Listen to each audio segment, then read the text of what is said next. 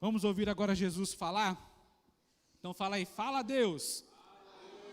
Glória a Deus. Feche seus olhos. Pai querido, em nome de Jesus, eu quero te agradecer, quero te entronizar e te bendizer. Pai, eu te peço em nome de Jesus que o Senhor fale conosco através da sua palavra, assim como o Senhor falou com tanta gente nas Escrituras, e que ressoa em nós hoje. Fala conosco nesse momento para glorificar o teu nome. Mexe-nos, mova-nos, ó Deus, tira-nos do conformismo, nos incomode, ó Deus, nos apavore nessa noite, Senhor, mas que em nome de Jesus nós não saiamos daqui, ó Pai, da mesma forma que nós entramos. Tira-nos da letargia, fala conosco, queima os nossos corações, coloca um propósito, um motivo, atiça a nossa alma, queima os nossos corações nessa noite, ó Pai, em nome de Jesus é o que eu te peço, Senhor, amém, amém? Abram aí as suas Bíblias em João, capítulo 3, versículo 34, diz assim: pois aquele que Deus enviou fala as palavras de Deus, porque Deus não dá o Espírito por medida. A minha tradução da Bíblia é a NAA, tá?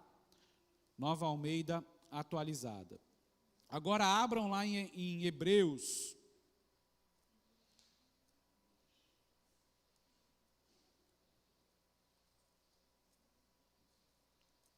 Hebreus capítulo 1, versículos 1 e 2, diz assim: antigamente, Deus falou muitas vezes e de muitas maneiras aos pais, pelos profetas, mas nestes últimos dias nos falou pelo Filho, a quem constituiu o herdeiro de todas as coisas e pelo qual também fez o universo.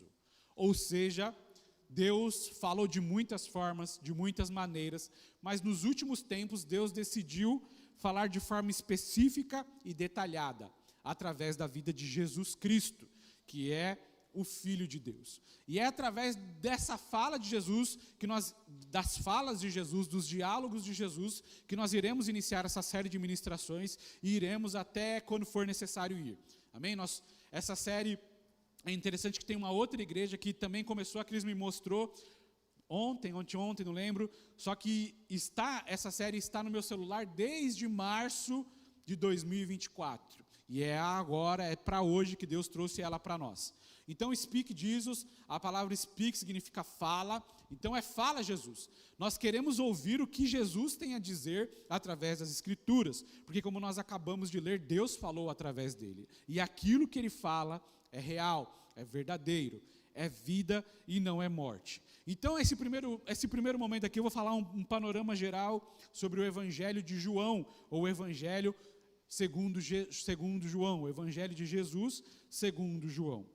João, ele foi o apóstolo, nós temos alguns Joãos na Bíblia, mas ele foi o apóstolo.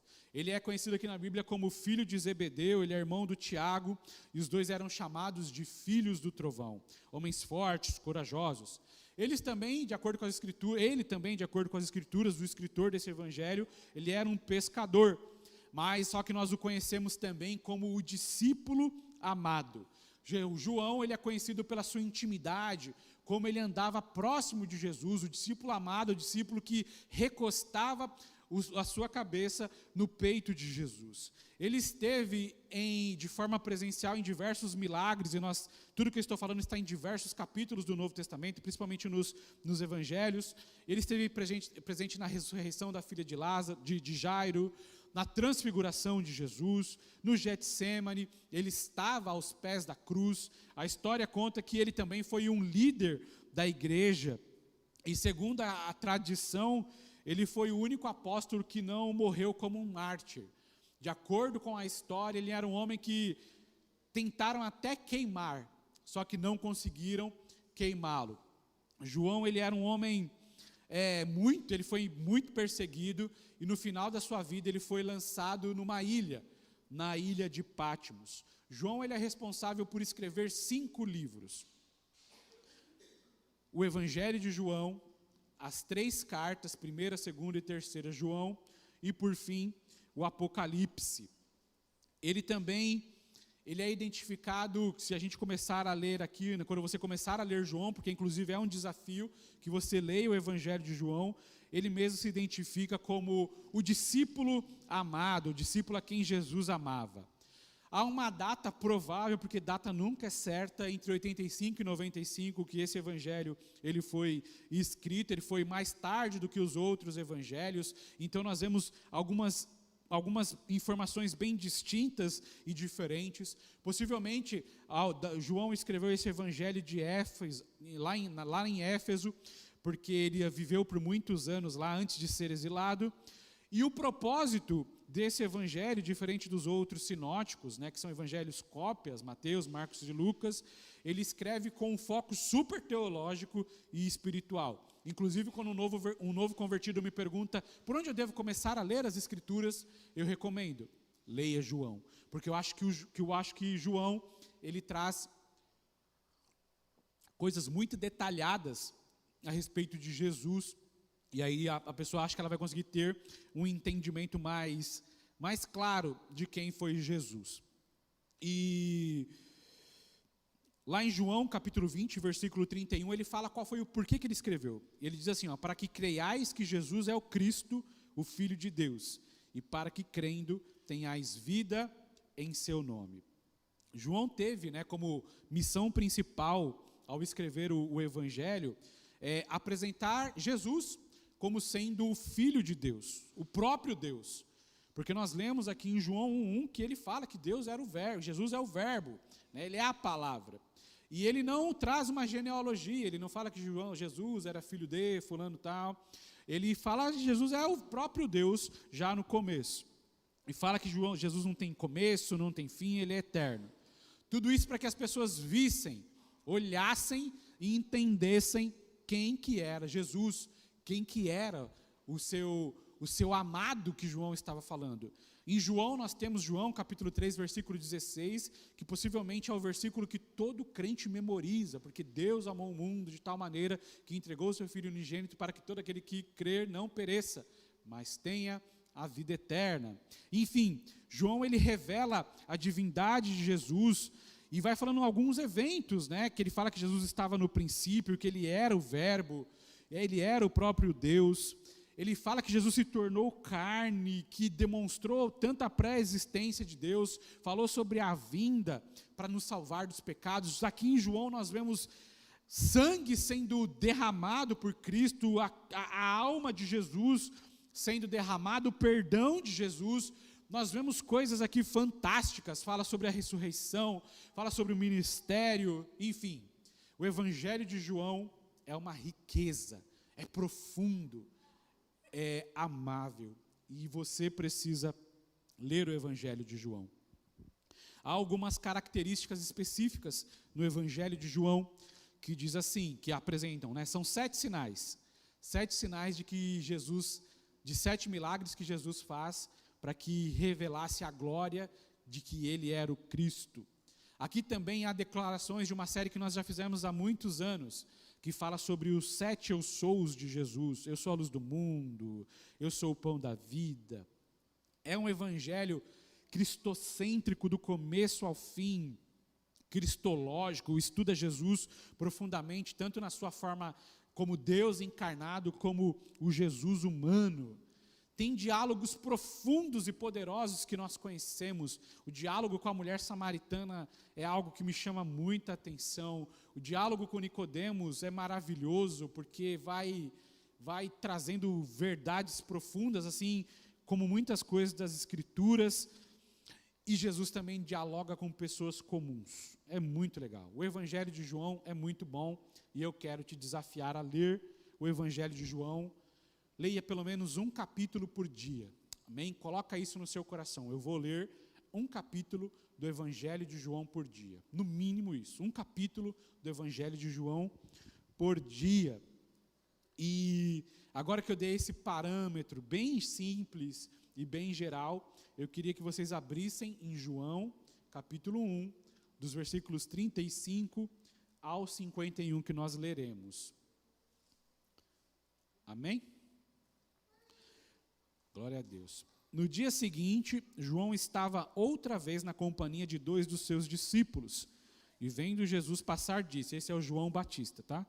Eis o Cordeiro de Deus.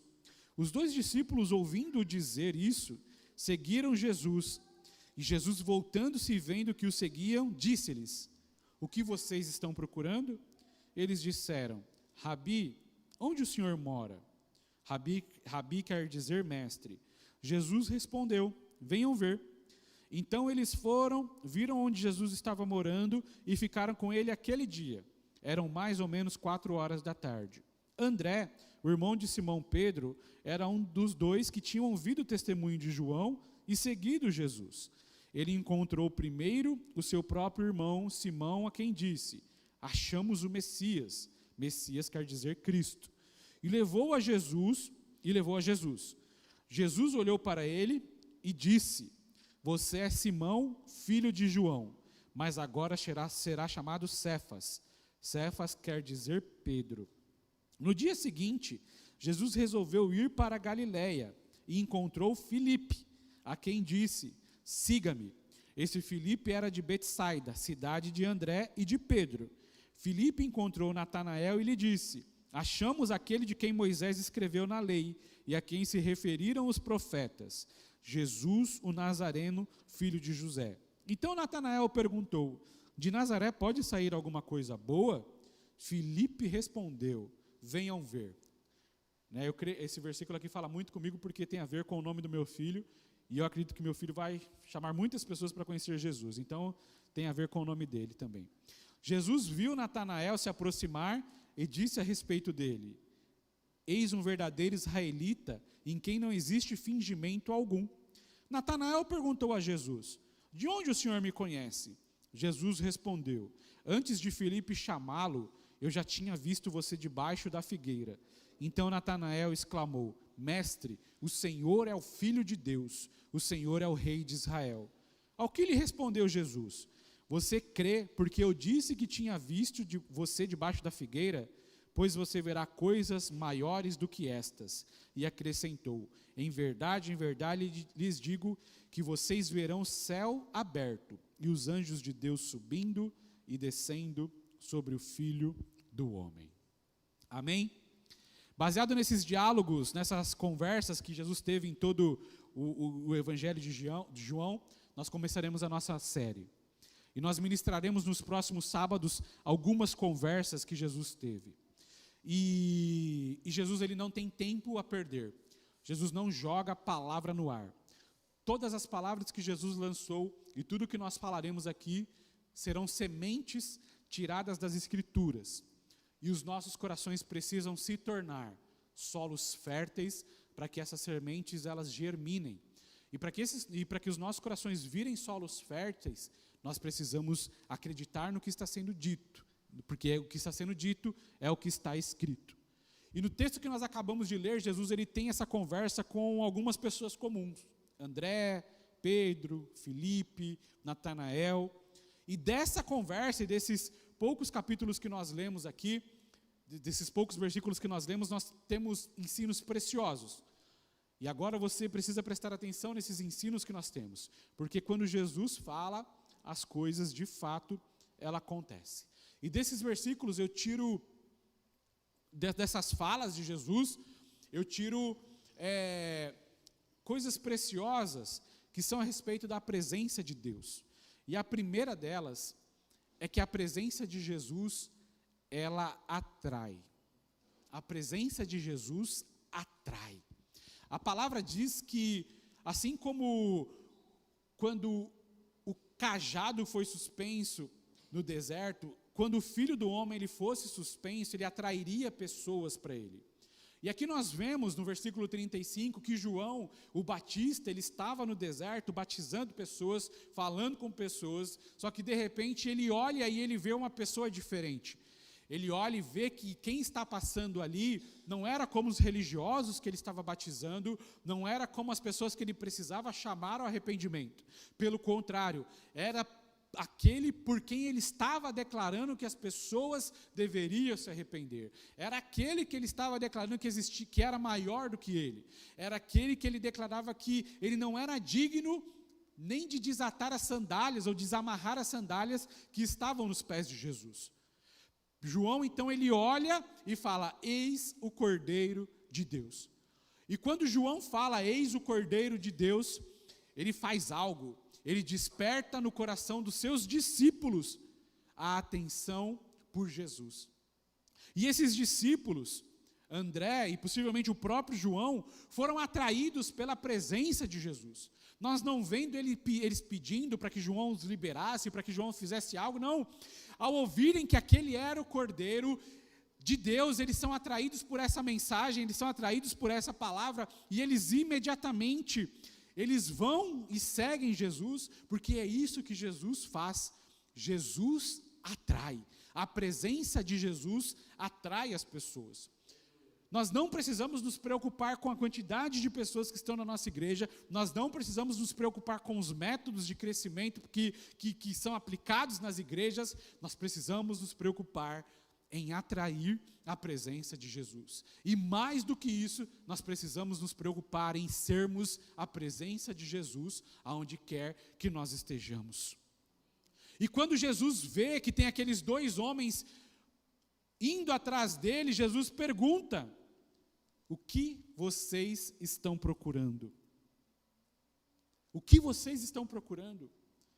Jesus olha no âmago, na alma, olha para aqueles homens e pergunta: o que vocês estão procurando? E eles perguntam no versículo 38, né? Senhor, aonde você mora? Então a primeira frase, o primeiro diálogo, a primeira pergunta de Jesus é: o que vocês estão procurando? O que a alma de vocês está sedenta para ver? O que vocês estão buscando? Aonde é que vocês estão buscando? Por que vocês estão me seguindo? Por que vocês estão olhando para mim? O que é que vocês estão buscando? Talvez seja um eco que ecoa, uma voz que ecoa no nosso coração, enquanto nós estamos buscando em tantos lugares, ou em tantas coisas, ou em outras pessoas. E a voz de Jesus diz nos nossos corações nessa noite: o que vocês estão procurando? E esses homens fazem uma pergunta muito estranha, uma pergunta que nós não responderíamos hoje, porque se um estranho nos pergunta aonde é que você mora, a nossa resposta imediatamente é: quem é você? Nós não damos o nosso endereço, nós não damos o nosso telefone, nós não mostramos as nossas redes sociais. A nossa pergunta é sempre diferente. E do mestre poderia ser: mas quem são vocês? Por que vocês estão querendo saber? O que vocês querem saber? E a pergunta deles é uma pergunta: aonde é que você mora? E quando eu vejo essa pergunta, quando eu olho essa pergunta, eu penso: eles estão procurando por algo que só Jesus poderia mostrar para eles. Porque a presença de Jesus, ela não apenas atrai, mas ela gera intimidade. E não tem um lugar mais íntimo do que a nossa casa. Eu vou falar um negócio para vocês. A casa dos pais de vocês é super legal, aconchegante, a comida está feita, a roupa está passada, é maravilhoso, não é? Mas quando vocês casarem e forem para as casas de vocês, vocês ansiarão voltar para a casa de vocês. Vocês podem ir para o melhor lugar do mundo. Olha para a viagem dos sonhos de vocês. Nossa, eu quero conhecer Dubai, Nova York, Tóquio. E você vai rodear o mundo, mas você vai desejar voltar para a casa de vocês. Olha, mas tem alguém que arruma a minha cama no hotel, alguém que traz o café para mim. Olha, dependendo do hotel, nem a manteiga você precisa passar no seu pão. Eles trazem a bebida na temperatura que você quer, eles te mimam. Mas se tem algo que você quer, é voltar para sua casa. Porque casa é lugar de intimidade. E a resposta de Jesus foi: venham ver. Porque a presença de Jesus, ela não apenas atrai, ela gera intimidade. Então eles foram ver aonde Jesus estava morando. Mas eles não queriam apenas ver, porque só ver quando nós estamos buscando intimidade não é suficiente. As Escrituras diz que eles ficaram. Eles de fato foram atraídos pela presença de Jesus, Eles buscaram intimidade, encontraram intimidade, e diante da presença de Jesus, eles não viam a hora de ir embora, eles não queriam ver a hora de ir embora, eles não estavam preocupados com o que João estava pensando, com o que estava acontecendo na Galileia, com quem João estava batizando. Eles decidiram ficar, porque a presença de Jesus, ela não apenas atrai, ela gera intimidade. E sabe por que muitas vezes nós estamos frios nos nossos cultos? Porque nós não temos intimidade com Jesus. Porque Jesus, ele não só mostrou a casa dele, ele mostrou e falou, fica. Só que muitas vezes nós só estamos passando pela presença de Jesus, sentindo a presença de Jesus, e nós não estamos ficando na casa com Jesus. E o convite de Jesus nessa série é que nós sejamos atraídos por ele. Quantas decepções você já viveu? Quanta falta de realização você já teve, quantas distrações te tiraram da presença de Jesus. Só que Jesus, ele fala, venham, vejam e fiquem. E foi o que esses 2 discípulos ficaram. No primeiro diálogo de Jesus, ele fala, o que vocês estão procurando? E eu pergunto para vocês, o que vocês estão procurando nessa noite? Vocês estão procurando Deus, intimidade, profundidade? Ele está aqui. Ele que atraiu vocês para cá. Vocês estão procurando intimidade? Então venham, vejam e se saciem do Cristo que está aqui nessa noite. O segundo motivo que eu entendo desses diálogos que nós acabamos de ler é que a presença de Jesus, ela não apenas atrai, ela não apenas gera intimidade, ela não apenas supre algumas necessidades, mas como ela estabelece identidade. João, capítulo 1, versículo 42, diz assim, e o levou a Jesus.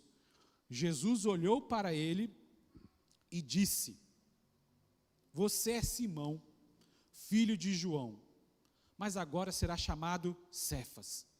Simplesmente Jesus olhou para Pedro e falou, você tem um nome, você tem uma filiação, você tem uma genealogia, mas agora você será Cefas. Ou seja, Jesus está estabelecendo uma identidade para Pedro.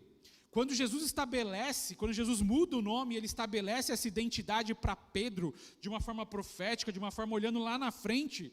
Pedro deixa de ser apenas um pescador, impulsivo, briguento, e passa de fato a ter um chamado firme. Você vai ser uma rocha, você vai passar por momentos de turbulência, mas você vai se manter firme.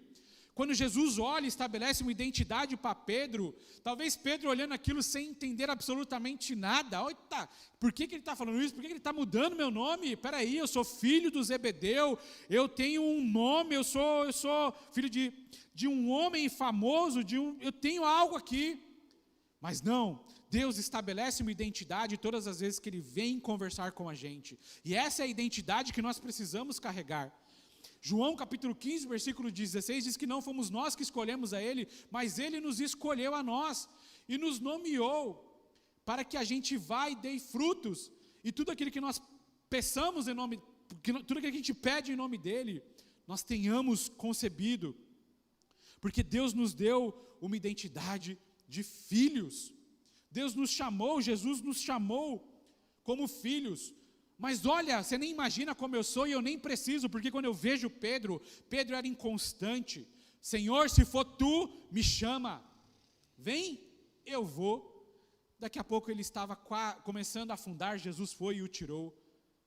Mas ele viveu coisas impressionantes.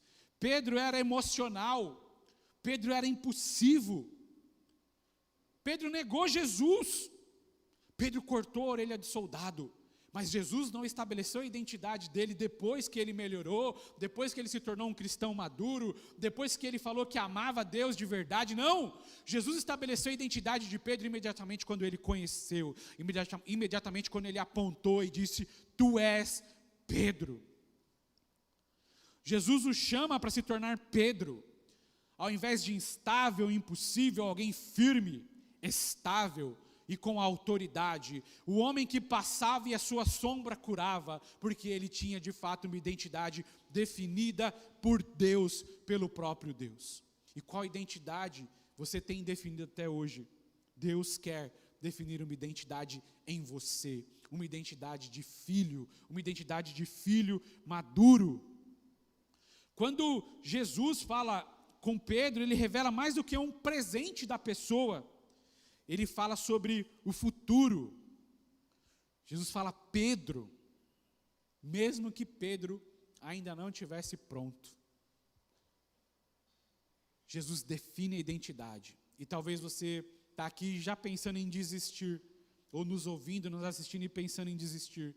Mas quando Deus disse algo ao meu e ao seu respeito, Ele sabia de tudo aquilo que nós passaríamos, de tudo aquilo que nós enfrentaríamos.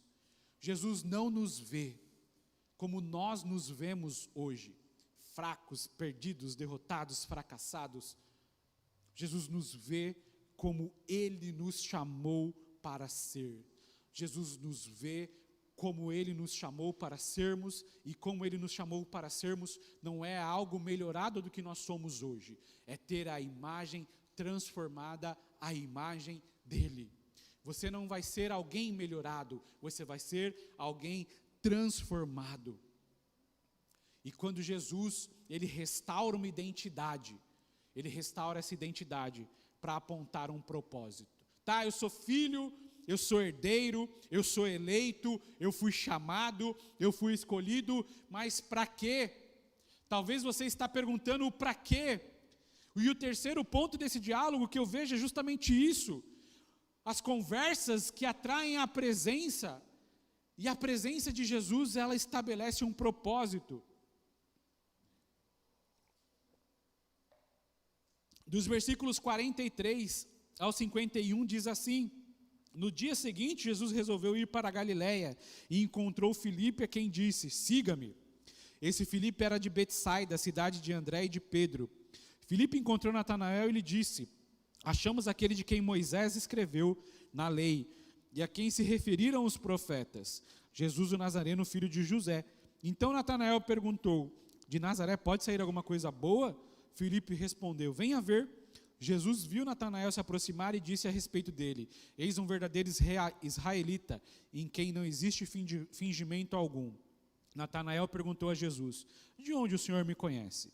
Jesus respondeu: antes de Filipe chamá-lo, eu já tinha visto você debaixo da figueira. Então Natanael exclamou: mestre, o Senhor é o Filho de Deus, o Senhor é o Rei de Israel. Ao que Jesus lhe respondeu: você crê porque eu disse que tinha visto você debaixo da figueira? Pois você verá coisas maiores do que estas. E acrescentou: em verdade lhes digo, que vocês verão o céu aberto, e os anjos de Deus subindo e descendo sobre o Filho do Homem. Em primeiro lugar, Jesus disse, no dia seguinte, Jesus resolveu ir para a Galiléia, e encontrou Filipe, a quem disse: siga-me. O siga-me de Jesus é muito maior do que um convite. Jesus, ele não lança palavras vazias. Jesus estabelece e chama Filipe porque Jesus tem um propósito. O siga-me de Jesus não é: venha, vamos fazer números. Não, é: siga-me, eu tenho um propósito para você. A Bíblia fala pouquíssimo sobre a vida de Filipe, só que nós temos o texto a seguir que é profundo. Porque Jesus falou: Filipe, vem, siga-me. Filipe seguiu, e no texto seguinte, Filipe já está anunciando quem é Jesus. Filipe entendeu perfeitamente o propósito dele. O siga-me de Jesus é a palavra de Deus que fere a nossa alma, fere o nosso espírito, tira-nos do nosso comodismo, incomoda a nossa religiosidade.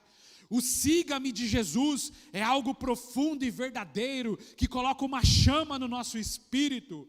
Assim como colocou na vida de Filipe, o siga-me de Jesus é o que muda a nossa vida, é aquilo que ecoa no nosso coração, quando nós estamos sendo tentados pelo pecado, quando nós estamos desmotivados pelo chamado. Siga-me de Jesus precisa ecoar todos os dias quando nós acordamos, precisa ecoar todos os dias no nosso trabalho, precisa ser a voz que ecoa e grita no nosso coração: siga-me. Siga-me porque eu tenho um propósito. Siga-me. Jesus falou: Filipe, siga-me. E esse é o chamado de Deus para mim e para você nessa noite. Siga-me. Siga-me. Jesus está falando conosco. Agora é a hora do fala a Deus. Siga-me. Siga-me com uma chama profunda na alma, com uma paixão estridente, com amor pelo Evangelho, com amor pela igreja. Siga-me, siga-me a ponto de dar a sua vida, siga-me a ponto de perder tudo, siga-me a ponto de viver horas e horas diante da minha presença, me contemplando. Siga-me diante dos desafios, siga-me diante da complexidade da nossa vida. Siga-me.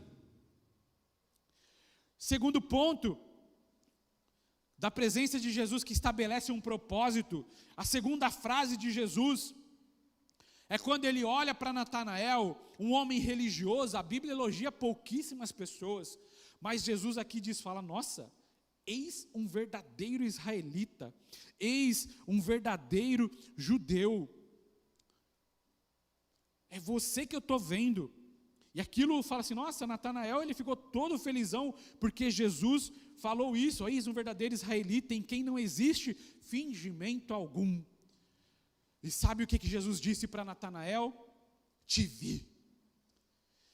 O fala a Deus de Natanael foi: te vi, eu te percebi, eu te notei. Além do que os sacerdotes já viram, além do que a religião vê, além do que as obras que você faz denunciam sobre você, eu te vi. E eu não te vi por fora apenas, eu não te vi passando num momento de culto, eu não te vi no momento que você estava apenas orando, eu te vi por dentro, eu vi a sua alma, porque quando Jesus fala, eu te vi, ele não está falando da superficialidade que a religião nos traz, ele olha para dentro e ele estabelece de propósito. E o eu te vi de Jesus, não é eu te vi para ficar tudo bem, olha eu te vi, não, é eu te vi porque eu tenho um propósito na sua vida.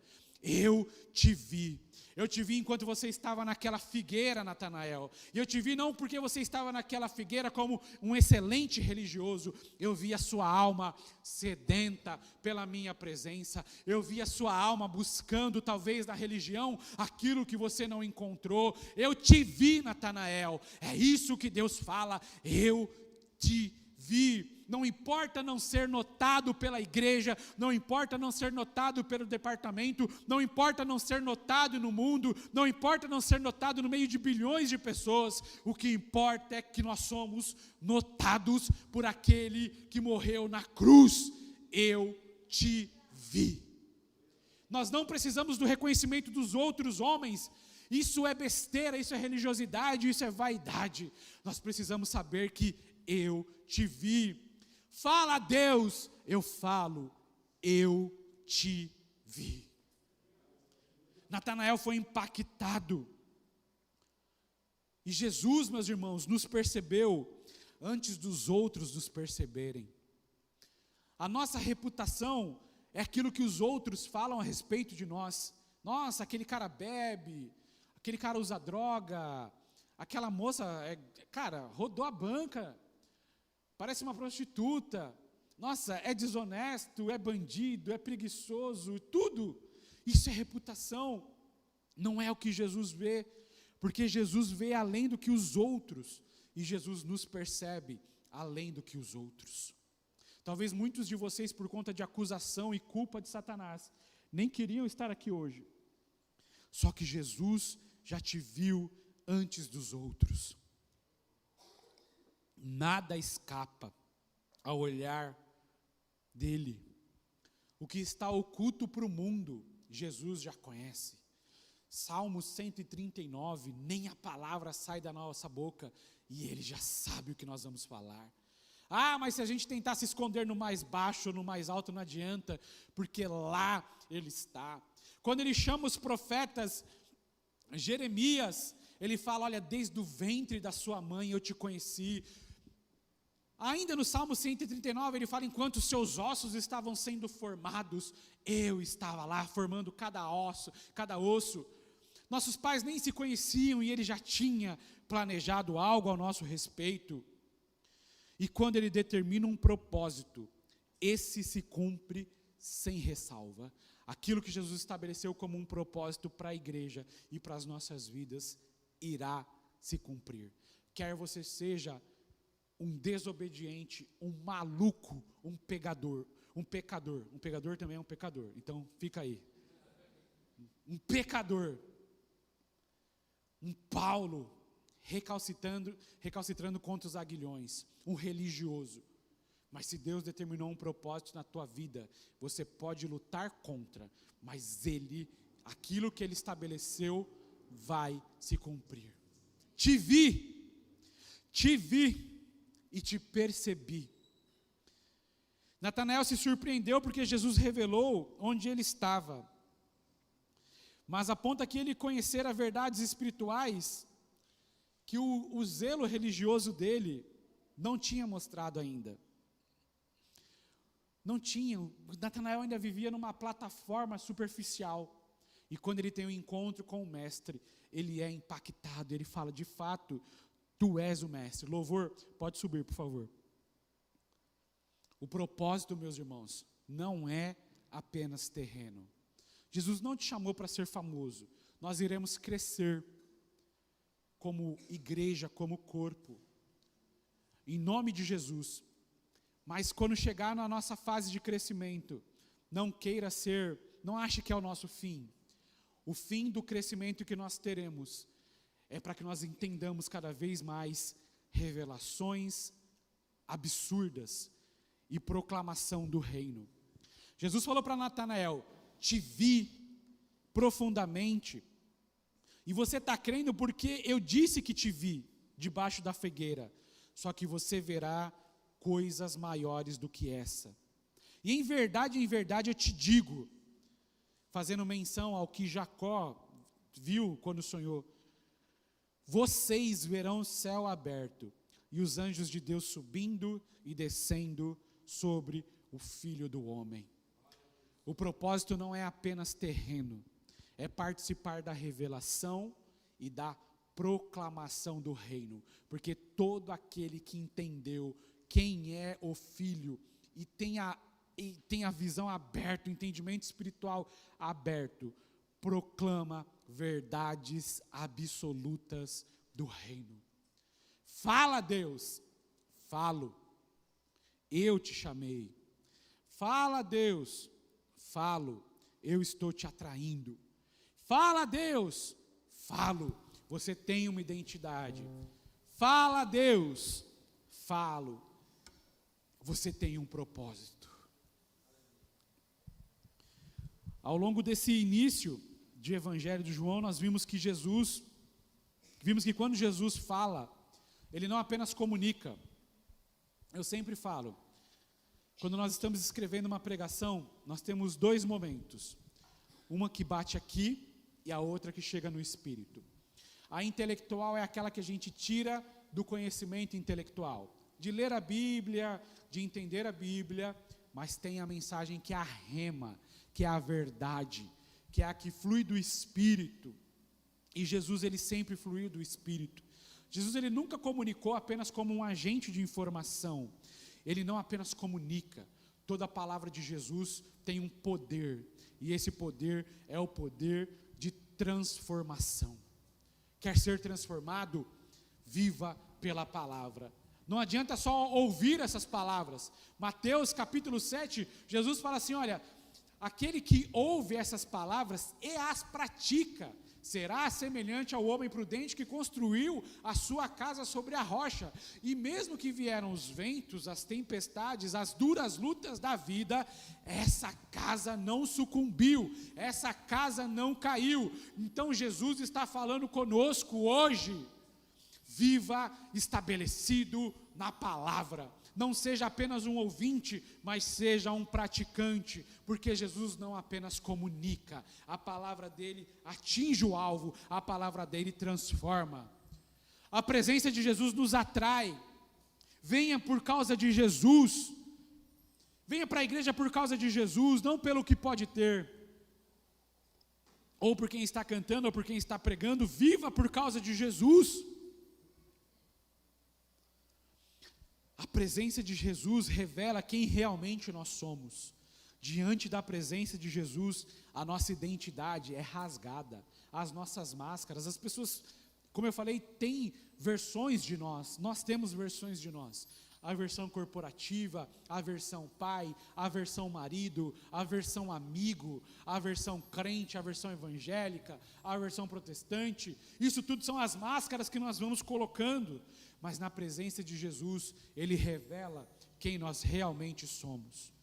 E Jesus nos envia com um propósito eterno, o propósito de anunciar Jesus. Jesus não fala por falar. E como eu li no início, aquele que Deus enviou fala as palavras de Deus, porque Deus dá o Espírito sem medidas.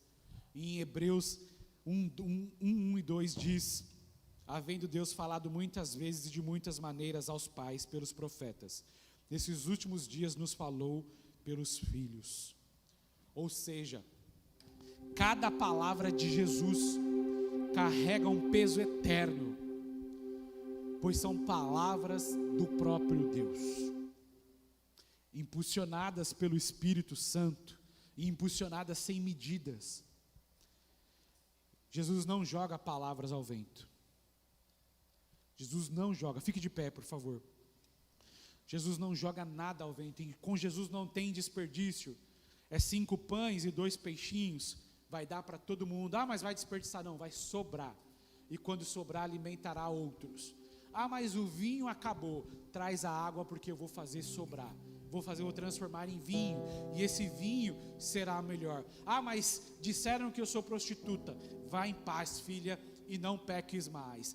Senhor, mas se você tivesse chegado antes, ele não estaria morrido. Lázaro, sai para fora, porque Jesus não lança palavras. Jesus, ele determina propósito.